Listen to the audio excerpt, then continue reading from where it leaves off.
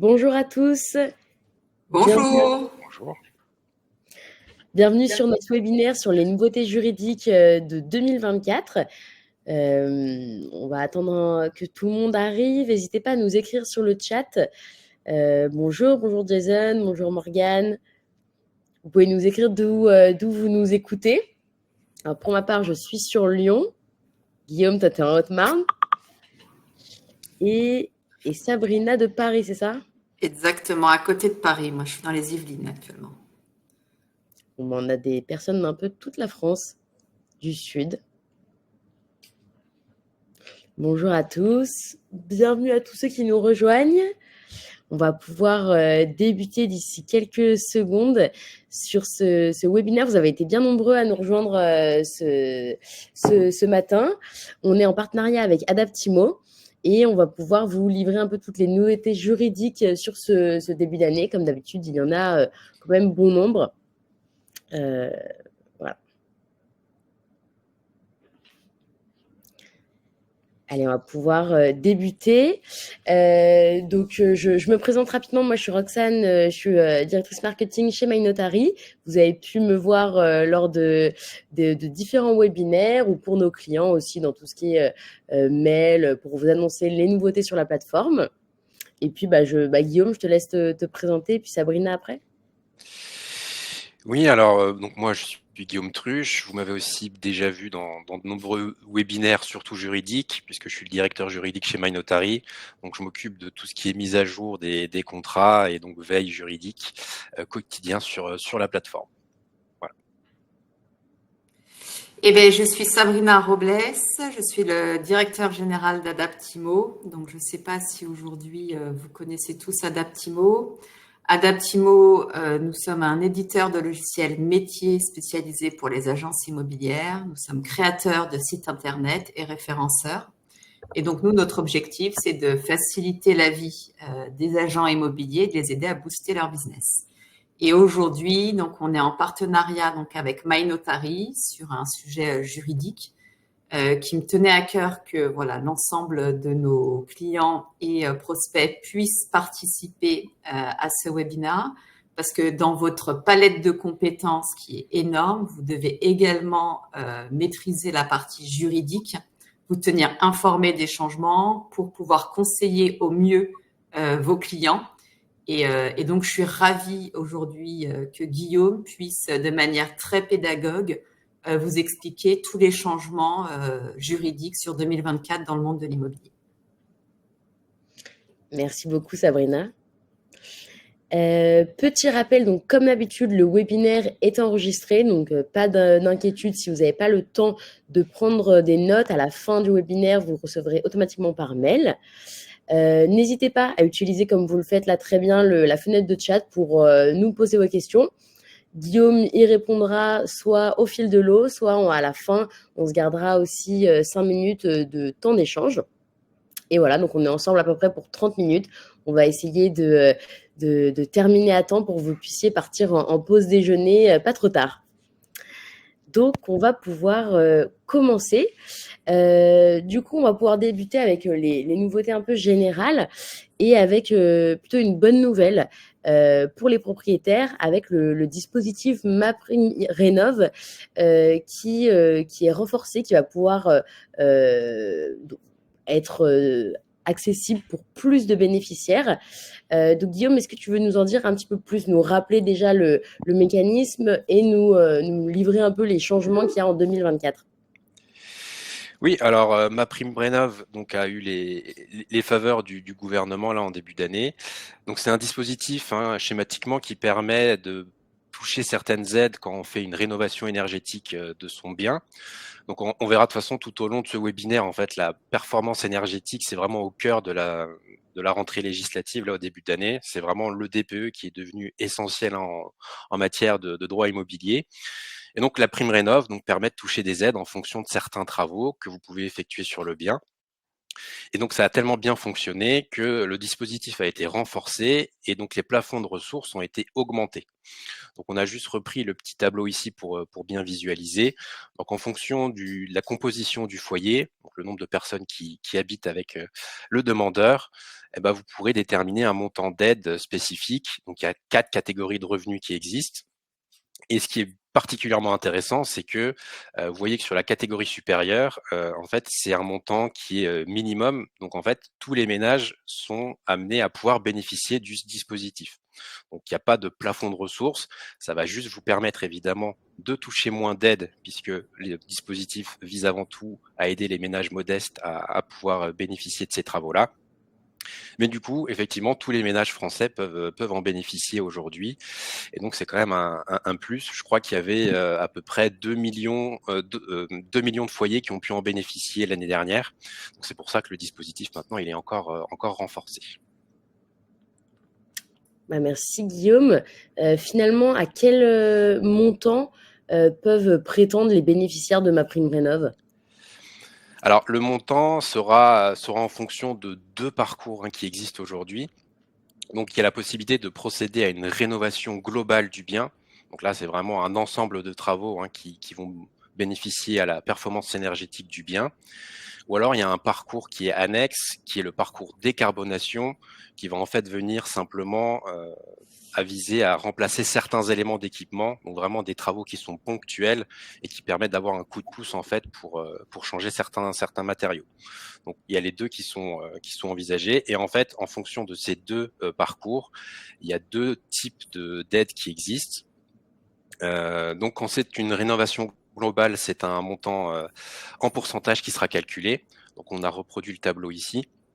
Donc en fonction de la rénovation globale que vous allez faire, vous allez pouvoir gagner plusieurs classes au niveau de votre DPE. Donc, si vous êtes classé en G par exemple et que vous augmentez jusqu'à C ou D, bah, vous allez pouvoir bénéficier de plus d'aides puisque vous allez renforcer votre performance énergétique.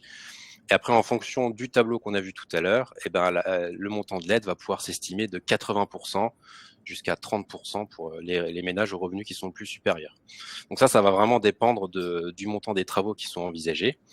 Et par contre, pour le côté décarbonation, donc pour les travaux ponctuels, là, ça sera un montant forfaitaire. Donc pareil, qui va dépendre du revenu des ménages. Et on vous a juste pas reproduit ici le barème total puisque c'est vraiment très spécifique. Donc ça va être remplacement de la chaudière, ça va être installation d'une pompe à chaleur, etc. Et donc en fonction des travaux qui sont envisagés, vous aurez un montant de forfaitaire de 1 000 euros, 2 000 euros, donc que le propriétaire va pouvoir toucher. Et donc, il va pouvoir mettre en œuvre ces travaux plus facilement, donc toujours dans le but de porter la rénovation énergétique au maximum possible sur son bien. Et du coup, Guillaume, quel type de biens sont éligibles? Alors, c'est ça qui est bien avec le dispositif, c'est que tous les biens sont potentiellement exigibles. Alors, il faut juste qu'ils soient bâtis depuis plus de 15 ans. Donc, pour des biens neufs, on ne sera pas concerné. Mais sinon, que ce soit une maison, un bien individuel, un appartement, bah, vous pouvez être concerné. La seule obligation, entre guillemets, c'est qu'il s'agisse de la résidence principale. Donc, si vous êtes propriétaire, il faut que ce soit votre résidence principale. Mais si jamais vous louez le bien, il faut simplement que ce soit la résidence principale du locataire et du coup, vous pouvez bénéficier des aides. Donc, vraiment, aujourd'hui, c'est vraiment le spectre le plus total pour cette aide. Tous les ménages peuvent être concernés et tous les types de biens pour peu qu'ils aient du coup plus de 15 ans. Et la dernière petite nuance qu'on peut apporter, qu'on avait juste mis sur la slide précédente, c'est qu'à partir du 1er juillet 2024, si vous êtes classé F ou G au niveau du DPE, vous ne pouvez pas passer par le parcours décarbonation, donc les travaux ponctuels. Vous devez faire directement une rénovation globale, puisque du coup, la loi estime que vous êtes trop bas au niveau du DPE et que le changement d'un élément ne suffira pas. Donc, il faut vraiment passer directement sur une rénovation globale. Donc c'est les seuls critères requis, mais sinon du coup tout le monde peut en bénéficier et du coup l'objectif très clairement c'est que on dépasse du coup les 2 millions d'aides, les 2 millions de foyers du coup, qui peuvent recourir à cette aide en 2024 et c'est quelque chose qui devrait arriver je pense puisque c'est quelque chose qui fonctionne très bien pour en avoir bénéficié moi-même aussi il y a 2 ans. Je peux dire que c'est quand même très efficace et c'est un sacré coup de pouce pour tous les ménages en France. C'est sûr. Et à ce propos, Guillaume, on a plusieurs questions qui reviennent, notamment est-ce qu'il faut passer par des professionnels spéciaux pour bénéficier de cette aide? Oui, alors effectivement, il faut vraiment que le professionnel soit agréé. Donc la plupart des professionnels que vous allez démarcher vont vous l'annoncer, puisque ça fait partie d'un argument commercial qui est certain. Il faut effectivement qu'il soit agréé par MaPrimeRénov' pour pouvoir faire les travaux. Donc vous pouvez pas les faire vous-même. Ça, c'est aussi quelque chose qui n'est pas prévu. Il faut absolument passer par un professionnel qui dispose de cet agrément. Mais encore une fois, c'est quelque chose qui vont tout de suite vous exposer comme pour se différencier des concurrents. Est-ce que les propriétaires en SCI peuvent aussi avoir bénéficié de ces aides? Alors, il faut vraiment que ce soit la résidence principale. Donc, au Mmh, niveau de la SCI, compliqué. ça ne passera pas, effectivement, Ouais. puisqu'il y a vraiment l'objectif de renforcer les résidences principales. Donc, c'est vraiment le but affiché de la loi. Et donc, pour le moment, les SCI ne seront pas concernés. Bien noté. On va peut-être prendre une dernière question et puis après, au pire, on prendra le temps à la fin. Valérie demande si le mode de calcul du DPE va changer cette année. Alors ça, c'est vrai que c'est un peu une question annexe. Il a tellement changé ces dernières années. Pour le moment, on entend beaucoup dans les médias qu'effectivement, même le DPE nouvelle formule n'est pas 100% fiable. Mmh. Donc il y a toujours des éléments comme ça de langage, surtout au niveau de l'association des consommateurs, hein, qui parlent toujours de ce DPE. À l'heure actuelle, au niveau vraiment législatif, c'est pas prévu. Mais bon, on n'est pas à l'abri, encore une fois, qu'au cours de l'année, il y ait un changement là-dessus. Comme encore une fois, vraiment, le DPE, il est au cœur des préoccupations du législateur et du gouvernement. Donc, pas prévu à l'heure actuelle, mais comme d'habitude, pas impossible. Parfait. Bah, merci beaucoup, Guillaume, pour ces précisions. On va passer à une autre nouveauté qui est plutôt une bonne nouvelle pour les primo-accédants. C'est le prêt à taux zéro, donc le classique PTZ, qui est prolongé jusqu'à 2027. Est-ce que tu peux nous en dire un petit peu plus, Guillaume, sur cette nouveauté qui fait quand même plaisir dans ce contexte assez tendu? Oui, alors c'est un peu comme la prime rénov, donc c'est un dispositif qui fonctionne plutôt bien. Donc c'est pour ça qu'il est à nouveau prolongé. Donc pour rappel, c'est vraiment comme son nom l'indique, c'est un prêt à taux zéro accordé par l'État, donc qui est réservé aux primo-accédants. Donc il faut vraiment que ce soit la première résidence principale qui soit achetée. Et donc par contre là, ça dépend effectivement des ressources fiscales du foyer qui achète son bien. Donc, pareil, au niveau de la composition du foyer, eh bien, il y aura un plafond de ressources à pas dépasser, et ensuite ces personnes-là pourront bénéficier de ce prêt. Donc, il est reconduit d'année en année. Là, il a été prolongé jusqu'en 2027, donc ça laisse une belle période là pour l'utiliser. La part financée passe maintenant à 50%, donc elle était jusqu'à 40%. Donc, c'est vraiment la preuve de la volonté de prolonger le dispositif et la preuve aussi que ça fonctionnait bien. Donc les plafonds ont aussi été augmentés, pardon. De manière générale, tous les plafonds de ressources, hein, pour tous les dispositifs ont été augmentés, donc pour tenir compte, hein, de l'inflation. Et donc, on rappelle seulement que ce prêt, il est réservé uniquement pour l'acquisition dans le neuf, dans les zones tendues. Donc, c'est vraiment les zones où il y a un fort manquement de logement, tout ce qui est région parisienne, grande agglomération, donc qui sont dans la zone A et A bis des zones qui sont les plus tendues.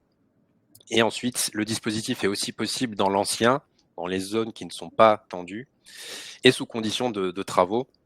Donc, pour qu'il y ait des travaux aussi de rénovation énergétique, par exemple, qui soient établis. Donc, c'est tous les critères aujourd'hui qui existent pour bénéficier de ce PTZ. Et du coup, est-ce que tu penses que le PTZ, ça va relancer, rebooster le marché de la transaction? Alors, c'est clairement l'objectif. Euh, les seules contreparties, c'est que il y a aussi un plafond sur le prix de vente, donc il ne faut pas dépasser certains plafonds. Donc ça va pas créer non plus un choc immense, puisque je crois que les plafonds ils tournent en fonction des zones, aux alentours de 200 000 euros. Donc les plafonds doivent être encore réévalués pour 2024, mais ça donne déjà une idée un peu des critères à pas dépasser.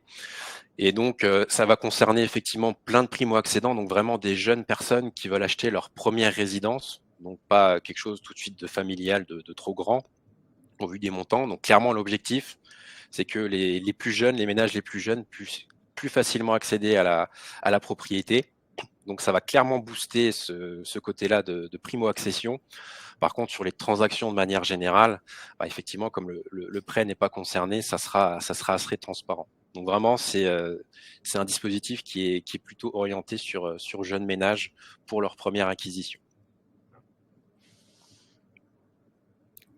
Merci Guillaume. Bon, on enchaîne avec une nouvelle qui est plutôt une mauvaise nouvelle pour la partie investissement locatif, avec la fin du dispositif Pinel en fin d'année 2024. Et en plus, son champ d'application va être un petit peu réduit. Guillaume, est-ce que tu peux nous en dire un peu plus sur les différents changements que le dispositif Pinel va connaître, et puis surtout, est-ce qu'il va être remplacé? Alors, c'est vrai que le Pinel, c'était toujours un bon conseil d'investissement pour des acquéreurs au niveau investissement locatif. Donc il y a eu plein de dispositifs qui se sont succédés, hein. Il y avait des Robiens, il y avait des Celliers. Donc le dernier en date, c'était le Pinel. Et donc effectivement, sa mort est annoncée pour la fin d'année. Donc juste pour rappeler très rapidement, donc c'est un dispositif qui permet de défiscaliser son acquisition qu'on fait d'un bien. Il faut le mettre en location, ne pas dépasser un certain plafond de loyer, le louer à un locataire qui a un plafond de ressources assez bas. Donc le but effectivement, c'est de pouvoir recréer une offre de location dans certaines zones. Donc ça s'arrêtera en 2024. Et du coup, pour cette année, le dispositif est aussi réduit. Donc la défiscalisation ne peut se faire qu'à 9% du prix d'achat. Donc c'était 10,5 l'année dernière. Si on portait un engagement de 6 ans de location, ça passe à 12% sur un engagement de 9 ans et 14% pour un engagement de 12 ans.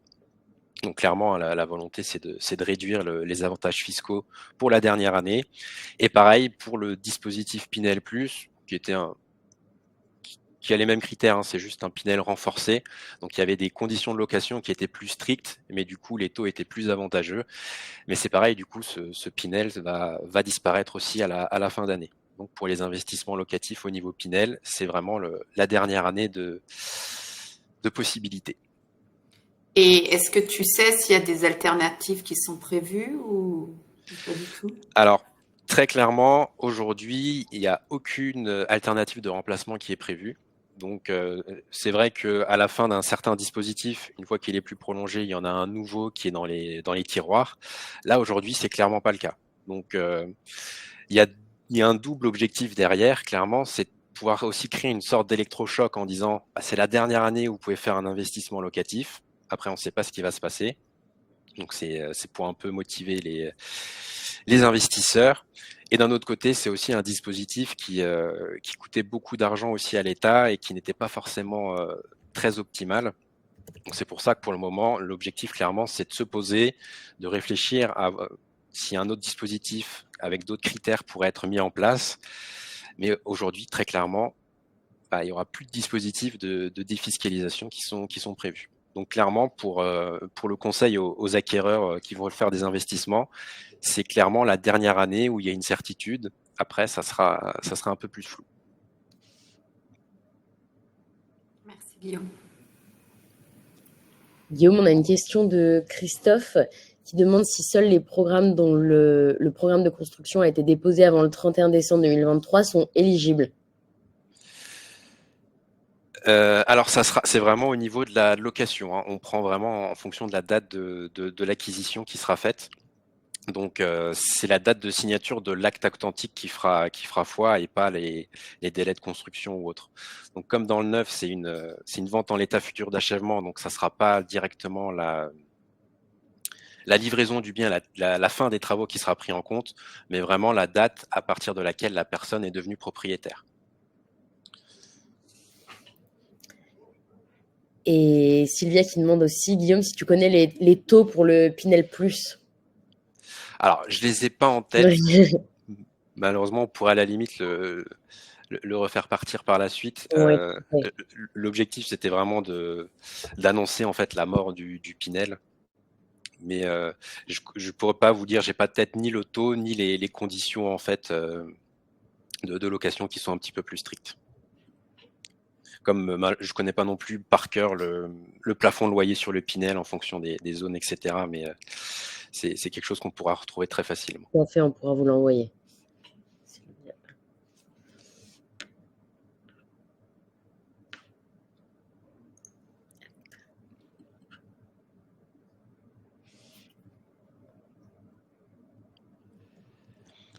Donc une deuxième mauvaise nouvelle, on va dire, donc c'est l'élargissement de la taxe sur les logements vacants. Donc aussi majoration sur taxe sur les logements secondaires. Donc là, c'est le deuxième gros objectif de cette année, donc c'est lutter contre les logements vacants, donc pour rebooster les offres de location, les offres de logement dans certains endroits. Donc aujourd'hui, on rappelle qu'il existe cette taxe sur les logements vacants. Donc c'est une taxe qui s'appliquait dans les zones qui étaient tendues, donc les communes qui avaient plus de 50 000 habitants. Et il existait en parallèle aussi la taxe d'habitation sur les logements vacants. Donc pour faire juste la distinction entre les deux, les deux taxes ne coexistent pas ensemble. Donc dans tous les endroits où il n'y avait pas la taxe sur les logements vacants, il y avait la possibilité d'avoir la taxe d'habitation sur les logements vacants. En fait, très simplement, la taxe d'habitation sur les logements vacants, c'est la taxe d'habitation que vous payez sur un logement qui est vide. Ce qui est un petit peu contraire à une taxe d'habitation, parce qu'en principe, il faut y habiter. Mais justement, pour lutter contre les logements vacants, les communes avaient la possibilité de percevoir une taxe d'habitation. Et à côté de ça, il existe donc cette taxe sur les logements vacants, qui est en fait une taxe supérieure à ce que pourrait avoir une commune par rapport à une taxe d'habitation. Et c'est aussi une taxe qui augmente en fonction des années d'inoccupation du bien. Donc en fait, ils vont prendre la valeur locative du bien.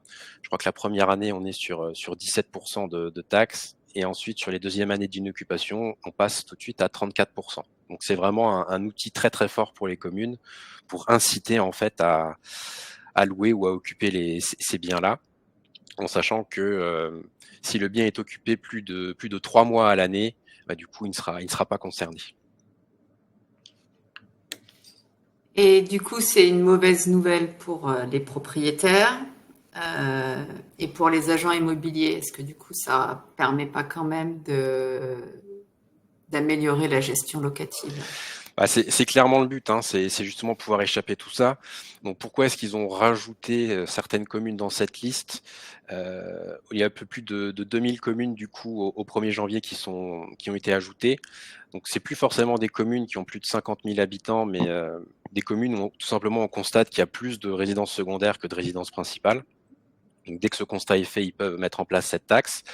Et donc très clairement, l'objectif, c'est de dire, louez vos biens, vendez-les, mais ne les laissez pas vacants. Donc il faut qu'ils soient habités, il faut qu'ils soient utilisés. Maintenant, est-ce que ça va avoir l'impact voulu? On voit quand même que ça fait quelques années que ces taxes sont mises en place. Il n'y a pas eu beaucoup non plus de changements au niveau de la vacance. C'est quand même un sujet qui est très récurrent, surtout dans les zones en fait très touristiques, hein. Donc il y a beaucoup de communes du coup qui prennent des décisions en ce sens. Je pense, c'est vrai qu'on pense surtout au sud de la France, mais également dans l'Ouest, hein. Donc il y a beaucoup de communes où c'est vraiment un fléau entre guillemets. Et donc c'est sûr qu'au niveau du marché, c'est pas forcément très intéressant. Donc on espère que face à ce renforcement, que les propriétaires se bougent un petit peu et puissent mettre plus facilement les biens en location ou en vente.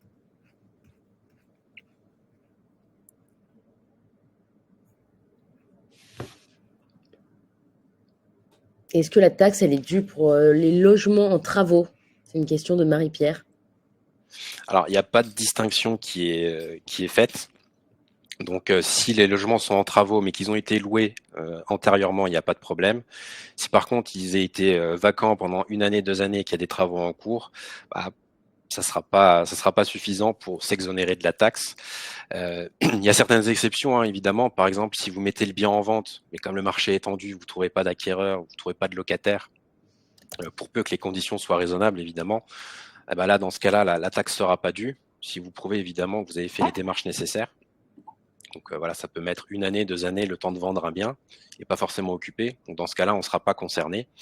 Par contre, pour des simples travaux, à l'heure actuelle, si le critère de vacances a été constaté par la suite ou antérieurement, il n'y aura pas d'incidence. Et une question qui revient, comment les communes savent qu'un logement est vacant? C'est par rapport aux factures d'électricité, etc. Comment ça se passe? Alors oui, il y a tout un ensemble de preuves, mais avant tout, depuis l'année dernière, chaque propriétaire est obligé de déclarer sur le site des impôts l'occupation de tous ses biens, donc toutes ses propriétés qui sont bâties. Donc il y a un espace qui est dédié sur la gestion des biens, et donc il faut qu'il y ait une déclaration en fait directement du contribuable. Et si jamais elle n'est pas faite, en fait ça va faire peser un soupçon de vacances, et donc dans ce cas-là, la commune va pouvoir appliquer d'office la taxe. En sachant que cette taxe, du coup, le propriétaire la reçoit, il n'a pas besoin de faire quelque formalité que ce soit, il va se faire rattraper par la patrouille, et directement il va recevoir cet avis de taxe chez lui par mail ou par courrier. Et la liste des communes, on peut la retrouver où? Alors, la liste des communes, donc pareil, je ne l'ai pas en tête, mais elle est disponible c'est un décret qui a été paru là au début d'année, donc qui rajoute toutes les nouvelles communes aux communes tendues de base. Donc c'est pareil, on pourra vous communiquer le lien si ça vous intéresse. Mais du coup, encore une fois, oui, c'est plus de 2000 communes qui ont été ajoutées, donc c'est assez conséquent.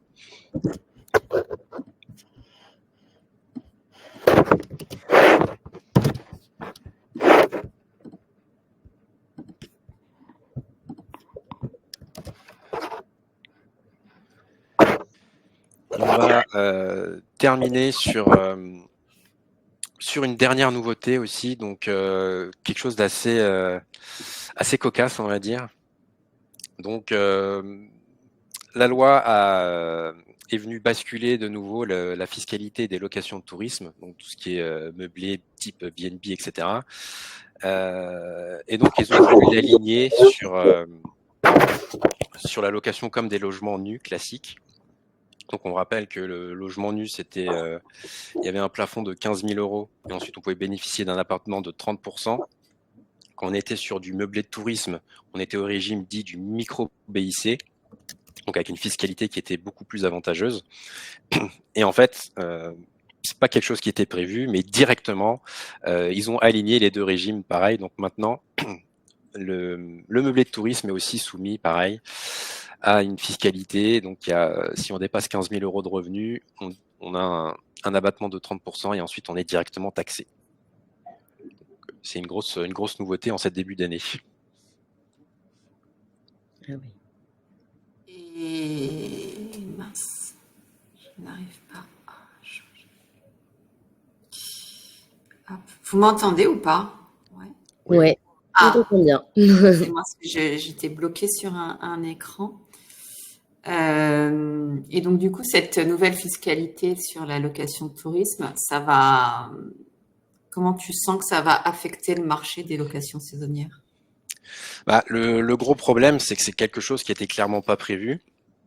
Donc, c'est ce qu'on remet d'ailleurs dans l'image. Donc, directement, une fois que la loi de finances a été adoptée, on a eu des annonces du gouvernement en disant que c'est une erreur, que c'est pas du tout quelque chose qu'il fallait prévoir. En fait, la réforme devait être progressive, donc pour s'aligner peu à peu sur les locations nues. Et finalement, c'est allé directement au maximum.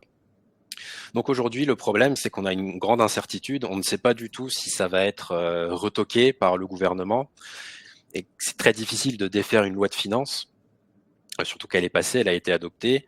Donc on parle aujourd'hui de rescrits, d'instructions fiscales qui viendraient un peu contrecarrer la réforme, mais c'est très compliqué à mettre en place. Donc c'est vrai qu'aujourd'hui, c'est le flou, clairement, pour les locations de tourisme, pour la fiscalité.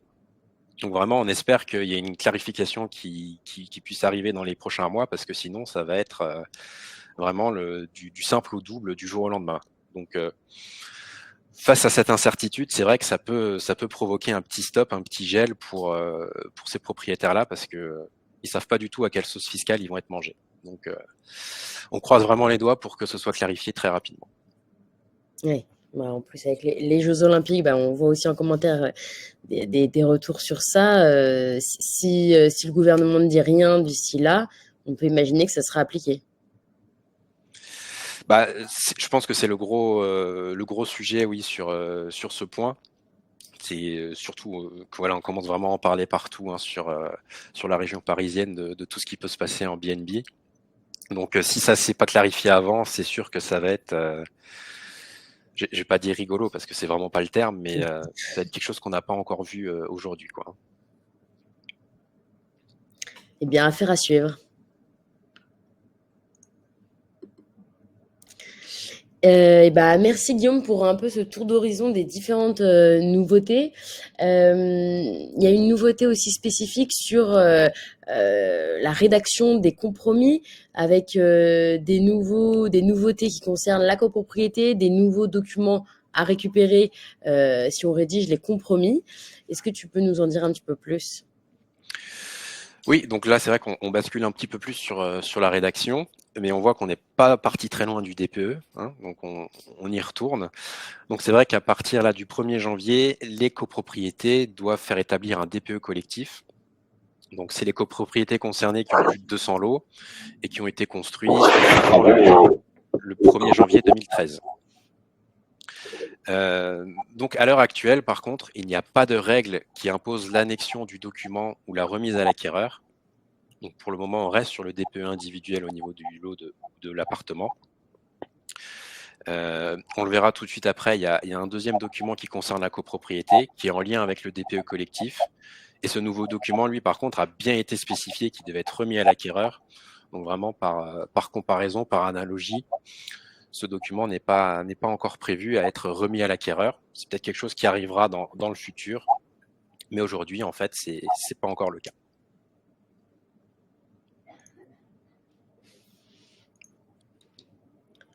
On a des questions. Donc, du coup, il y a des spécificités là. S'il faut alerter du coup les agents immobiliers, ça veut dire que dès qu'ils sont sur un lot, enfin sur une copropriété avec plus de 200 lots, après, qu'est-ce qu'on entend par lot? Ils doivent faire attention à quand même vérifier qu'il y a un DPE collectif, même s'ils n'ont pas l'obligation de le fournir. Oui, c'est ça. C'est-à-dire que ça peut être un élément de différenciation pour un acquéreur. Donc de voir que au niveau du DPE collectif, que les notes sont pas bonnes et que ça peut poser des problèmes de performance dans le futur, puisque indirectement, en fait, le DPE de l'immeuble va rejaillir sur le DPE individuel. Si l'enveloppe de la copro est mal isolée, fatalement, ça va concerner un peu les appartements. Donc c'est quand même un document qui peut être important de recevoir. Après, encore une fois, c'est quelque chose qui doit être décidé en assemblée générale. Donc c'est pas forcément quelque chose qui sera adopté systématiquement. Donc c'est juste un document à surveiller. Par contre, effectivement, sur le deuxième document, ce qui est peut-être un petit peu plus intéressant, qui concerne le plan pluriannuel de travaux. Donc, par contre, celui-ci est devenu obligatoire au 1er janvier et toujours pour les copropriétés de plus de 200 lots. Donc, en fait, le plan pluriannuel de travaux, c'est un document qui va être établi par un professionnel, donc un diagnostiqueur, un architecte, quelqu'un qui a les certifications nécessaires et qui va en fait déterminer l'ensemble des travaux qui devront être faits dans la copropriété pour préserver l'immeuble, pour améliorer sa performance énergétique, pour veiller à son bon entretien, etc.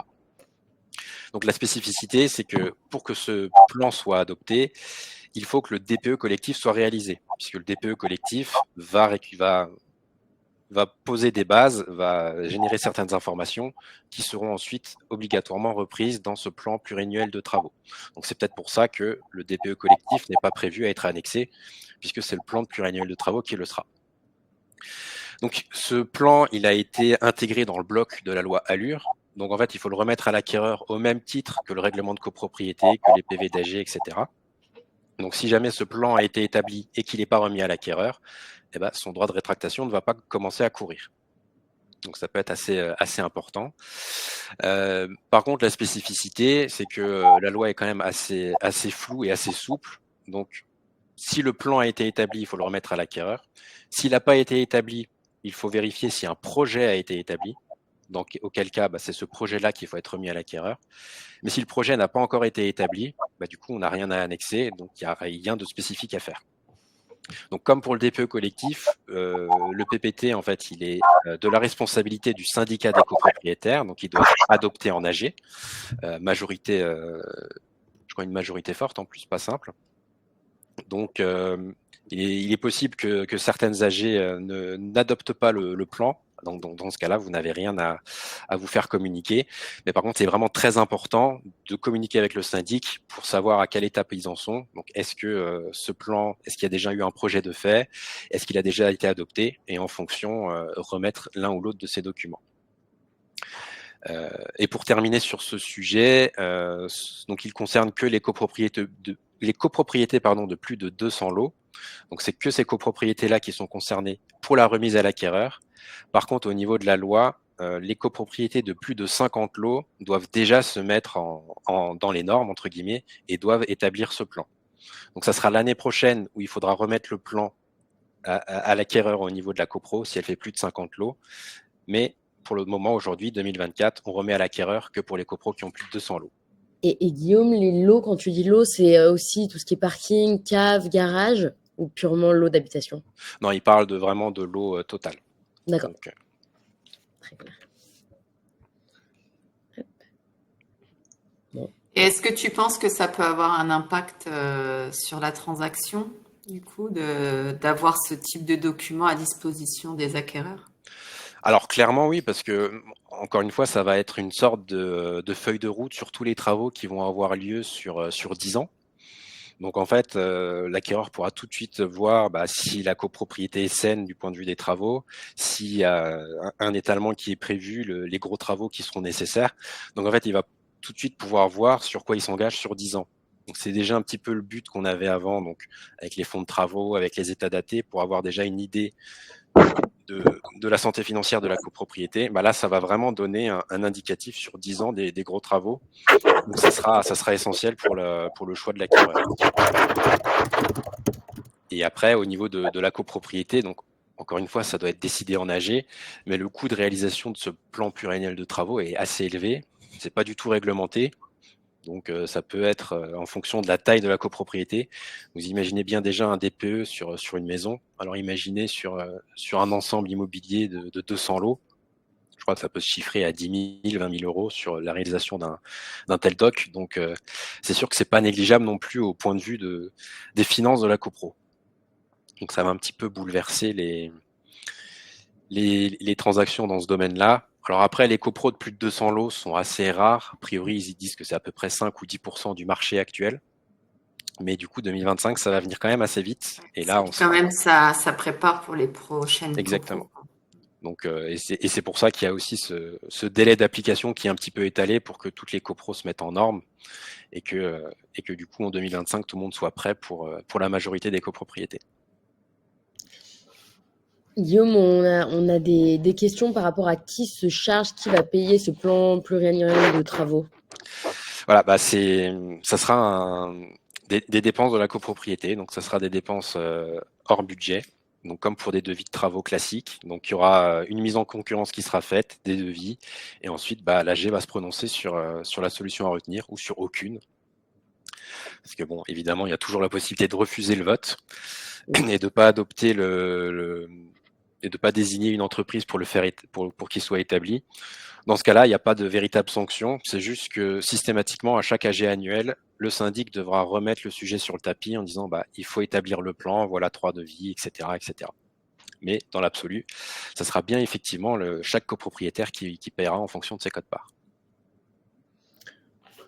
Parfait. Alors, je vois que le temps avance bien.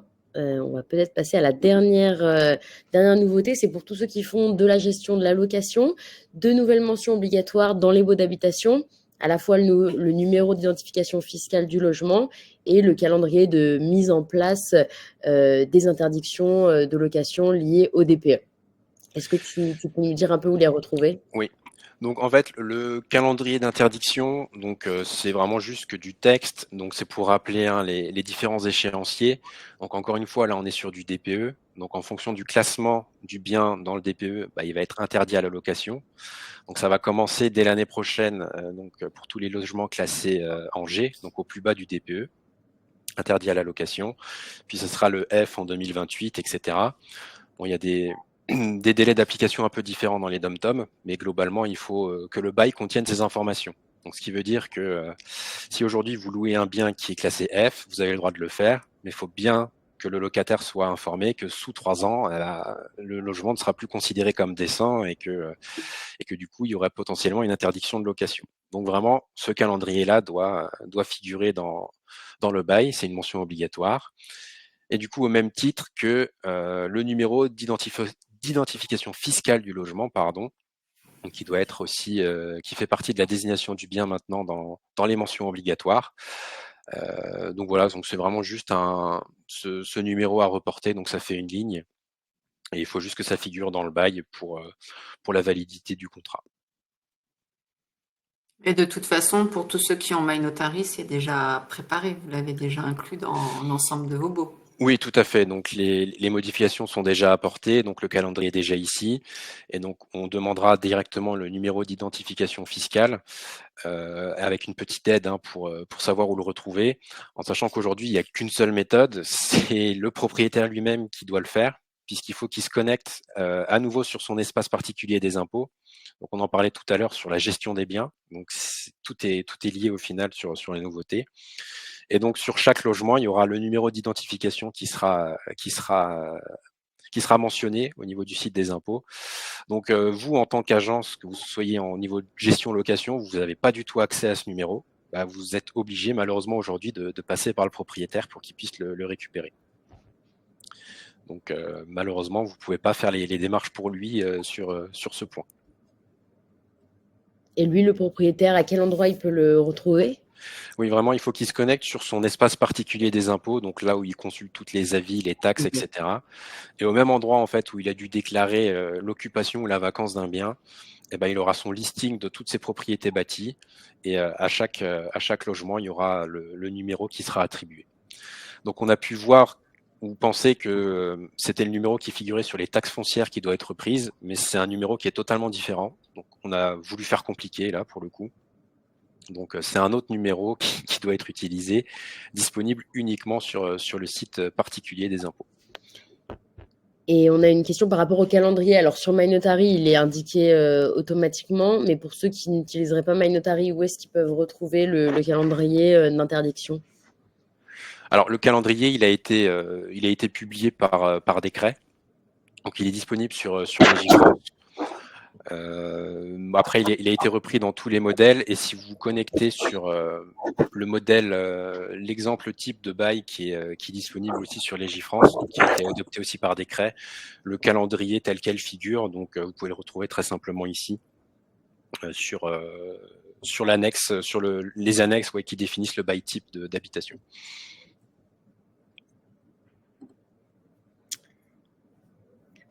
Parfait. Alors, il est déjà midi, presque midi 15. Si vous avez des questions aussi pour tous les clients MyNotary, n'hésitez pas à nous écrire sur le support. Guillaume ou son équipe juridique pourra vous répondre si vous avez des questions un petit peu plus spécifiques. Peut-être qu'on peut traiter encore une ou deux questions.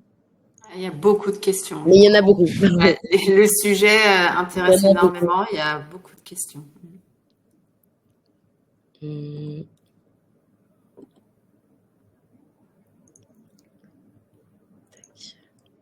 c'est vrai que c'est toujours difficile d'en choisir quelques-unes. Ouais. Une question qui revient, c'est la durée de validité du plan pluriannuel de travaux. Alors en fait, il est valable 10 ans.